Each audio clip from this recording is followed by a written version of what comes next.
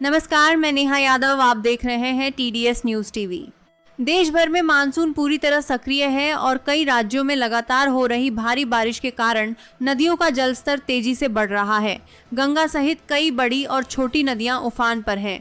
प्रशासन ने लोगों से सतर्क रहने और नदी नालों के पास जाने से बचने की अपील की है। उत्तर प्रदेश के कई जिलों में लगातार बारिश से गंगा, यमुना और अन्य नदियों का जलस्तर बढ़ रहा है। निचले इलाकों में जलभराव की स्थिति बनी हुई है। प्रशासन संवेदनशील क्षेत्रों पर लगातार निगरानी रख रहा है और लोगों से अनावश्यक यात्रा से बचने की सलाह दी गई है। बिहार में भी भारी बारिश के कारण कई नदियों का इलाकों में जलभराव की स्थिति बनी हुई है का जल स्तर बढ़ा हुआ है। गंगा के किनारे बसे इलाकों में प्रशासन अलर्ट मोड पर है। लोगों से सुरक्षित स्थानों पर रहने और किसी भी अफवाह पर ध्यान न देने की अपील की गई है। पंजाब में कई स्थानों पर तेज बारिश के कारण सड़कें जलमग्न हो गई हैं। नदियों और नालों के आसपास रहने वाले लोगों को विशेष सावधानी बरतने की सलाह दी गई है। स्थानीय प्रशासन हालात पर लगातार नजर बनाए हुए है। हिमाचल प्रदेश में पहाड़ी इलाकों में भारी वर्षा के चलते भूस्खलन और सड़क अवरुद्ध होने की घटनाएं सामने आ रही हैं।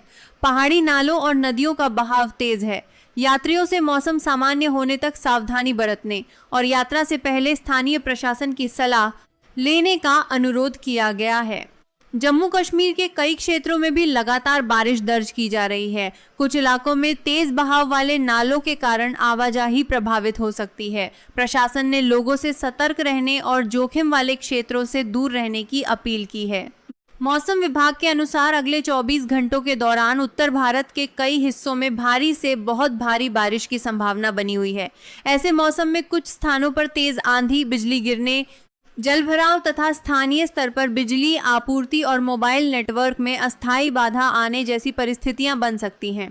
लोगों को अपने मोबाइल चार्ज रखने, आवश्यक दवाइयां और जरूरी सामान पहले से तैयार रखने तथा केवल आधिकारिक मौसम और प्रशासनिक सूचनाओं का पालन करने की सलाह दी जाती है। यदि आप नदी, नाले या पहाड़ी क्षेत्र के आसपास रहते हैं तो पानी के तेज बहाव को पार करने की कोशिश बिल्कुल न करें। बच्चों को नदी किनारे जाने से रोकें और किसी भी आपात स्थिति में तुरंत स्थानीय प्रशासन या राहत एजेंसियों से संपर्क करें। फिलहाल सबसे जरूरी है सतर्क रहना, अफवाहों से बचना और प्रशासन द्वारा जारी निर्देशों का पालन करना। फिलहाल के लिए इतना ही। ऐसी ही मौसम और बाढ़ से जुड़ी हर बड़ी अपडेट के लिए जुड़े रहिए टीडीएस न्यूज टीवी के साथ।